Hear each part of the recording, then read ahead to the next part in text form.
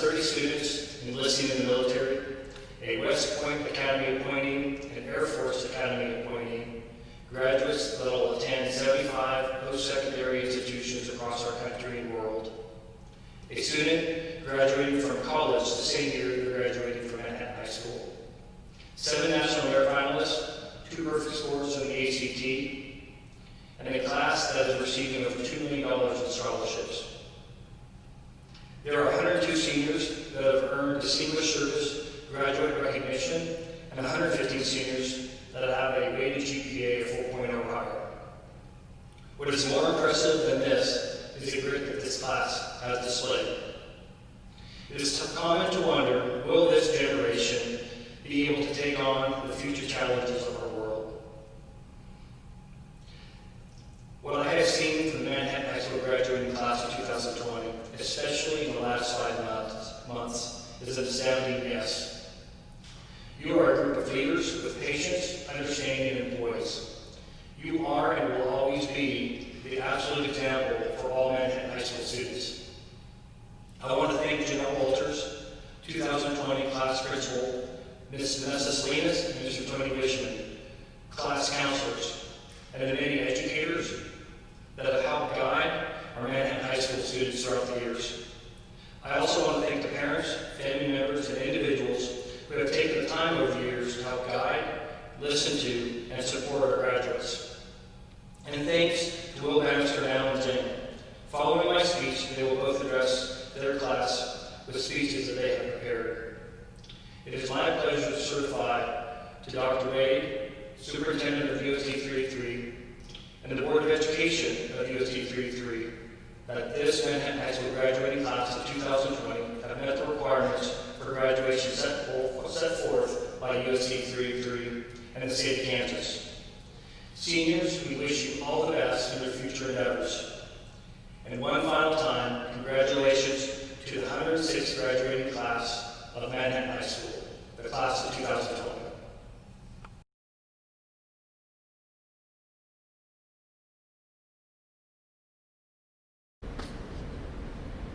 Shalom Achim, or for those of you who don't speak Hebrew, the translation is peace unto you. I believe that there are no better fitting words for the times that we are in. Now some of you may be watching this for the first time at perhaps a 25th class reunion, or you're my grandchildren. I'm Jupiter's moon, Europa.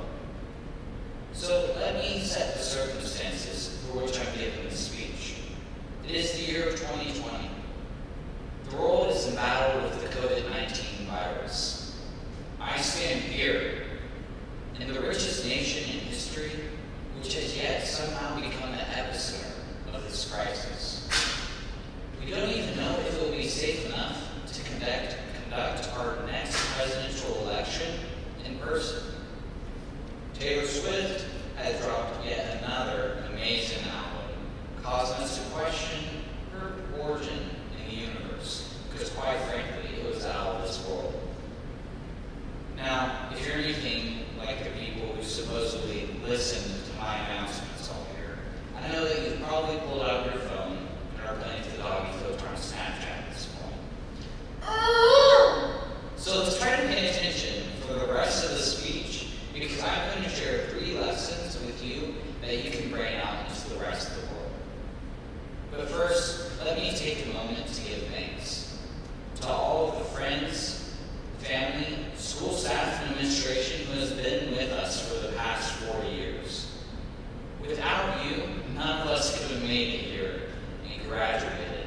Despite how crazy our road has been, you've been with us every step of the way. So I can truly say that I know me and the rest of the class of 2020 are thankful for your involvement in our lives. And that happens to be my first lesson, gratitude. Don't forget your education. Don't forget from which you came, because the world's gonna know your name. What's your name, man? Now, I'm not Alexander Hamilton. I'm William Bannister. A name you may not be familiar with either is Charles Bannister, my great-grandfather. He was a simple farmer from western Kansas.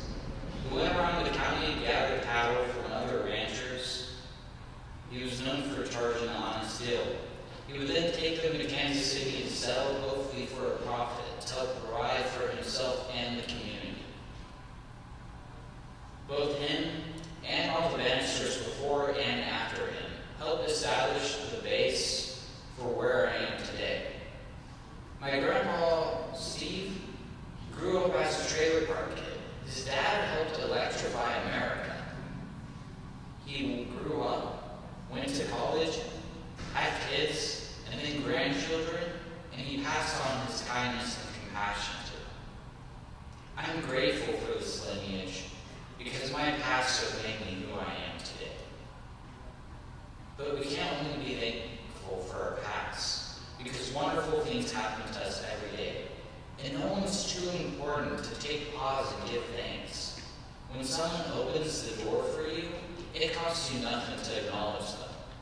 When someone lets you in on the freeway, a wave takes less than a second. Gratitude is worth its weight in gold. Speaking of gold, that brings me to my second lesson, which is money. Now, some people say money is not important. Others who disagree would be Jeff Bezos, Mark Zuckerberg, MTV Cribs, and your weird uncle who buys gold and strangely UFOs. But the truth is, money is important. Money means financial security, freedom from your parents, your employer, the government, and even if you hit them with the prenup, your spouse. But if you let money be the central ideal in your life, and your driving force, you can become its slave. Money isn't useful by itself. As the old country proverb goes, it can buy you a boat, but not friends to ride in. It can buy you a truck to pull it, but it can't buy you kids to drive to school. It can buy you a Yeti 110 nice down with some silver bullets, but it can't buy you anyone to go enjoy a drink from the cooler with. Money can't buy you happiness. So don't fall into the trap of pursuing material things in your life and becoming a slave to them. Do keep a balanced budget though, so you don't have to lose your financial freedom and become a slave to it that way. Don't work so much that you forget your friends and your family, but do work hard enough so that you can support them. Don't buy stuff just to impress others. Do buy a meal for a stranger once a year to show your compassion. Because frankly, it doesn't matter how much money you have. It matters what you do with what you do have. My second lesson to you is about the trap of money, so don't fall into it. That brings me to lesson tres numero. And that is, ideally, sell issues quickly. Now, this isn't easy because of our human nature. And quite frankly, sometimes it's not up to us. But it's something that you have to strive to do. Most of you who've gotten to know me in high school know that I'm an upfront and frank person, sometimes often to my detriment. But even with this being the core part of my personality, I've even struggled with this lesson. One of the most painful experiences of my life has been choosing not to settle disputes with those who I care about. And that just left me broken and heart-wrenched. And I'm still dealing with today. If there's anything I can tell you, is that there's nothing more valuable than a slow temper and a quick resolution. When you're in arguments with people, try to come to a resolution quickly so you don't draw it out over a long period of time and create misconceptions and damage yourself further. Approach people with kindness, compassion, and empathy. MHS, there will be hundreds, if not thousands, of other graduation speeches. And I could say that I could give this graduation speech anywhere and be confident in it, but I don't feel like that'd be totally honest. Because I've spent the past 4 years with all of you, and I haven't agreed with all of you, or even been friends with all of you, quite frankly, I've fought a lot with a bunch of you. But I know that MHS has a special culture, which produces a different kind of person. You are the people who can take these lessons and share them with the world. MHS, I love you, and together we can change the world. So pass on this wisdom, and together we can do great things.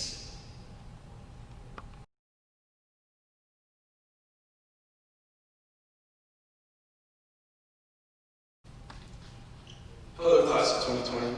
I hope you guys are doing well, and I'd like to thank you for this amazing opportunity to speak on behalf of our class. I feel truly honored. I think it's safe to say that all of us feel that our senior year was taken away from us. We were robbed of our last days together, the last time we would see our friends, our classmates, and even our acquaintances that we waved at in the halls but didn't really know very well. We were robbed of the spring sports, where our tennis, track, soccer, and golf teams would have a chance to add another state championship to the only one accredited to our class, Scholars Bowl. And we were robbed out of hundreds and hundreds of dollars by Jostens. Even our graduation was taken from us. Like, look at me, I'm standing here in this ridiculous outfit alone in August, giving a commencement speech to a bunch of people at home that probably don't even have their pants on. You know, I've never really understood the concept of a commencement speech. We all just graduated 4 years of high school. What are we commencing? It seems to me that even without this virus, these are still some of the worst times of our lives. Our transition from adolescence to adulthood, from bliss to broke. We're starting a period where our dreams of becoming millionaires, athletes, and musicians are crushed in the reality of unfruitful 9-to-5 jobs. It's all happening so fast. Our classroom worksheets become W4s, and the very same ones of us that wore pink shorty shorts during pep rallies are the ones that are solving the problems of the next generation. And with COVID-19 screwing everything up, we may be this world's last resort before the fall of civilization. Right now, we're deciding how we want to contribute to society, and that's a lot of pressure.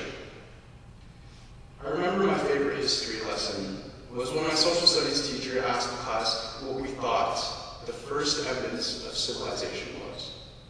Clay pot for food or water? No. Maybe remnants of an old stone tool? Also no. The first evidence of civilization, she said, was a healed femur, the largest bone in the body, so important to Darwinistic survival that any animal would die days after breaking it. What the healed femur shows us is that someone cared for that person, someone protected them and provided them with food and water, someone cared so much that they risked their own lives for the health of another being.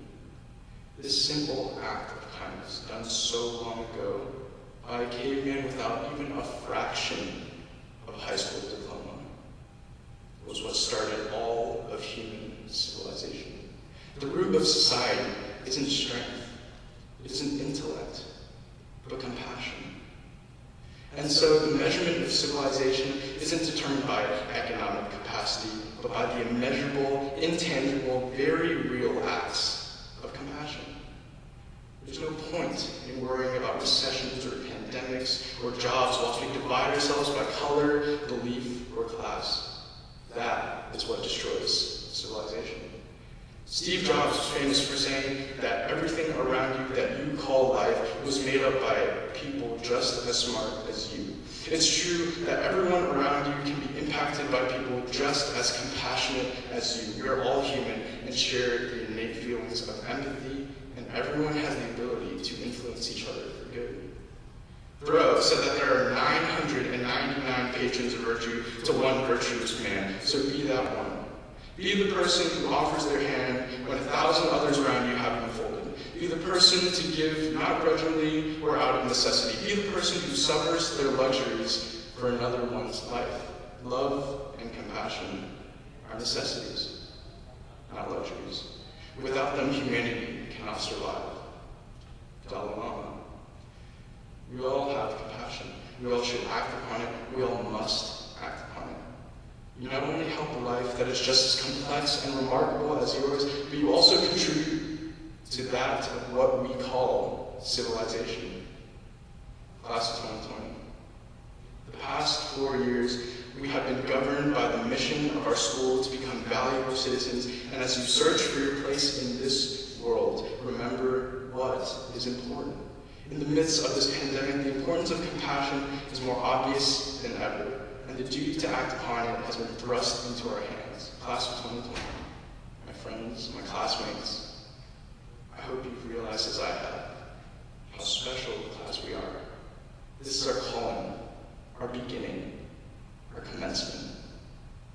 We must begin to end the end of civilization.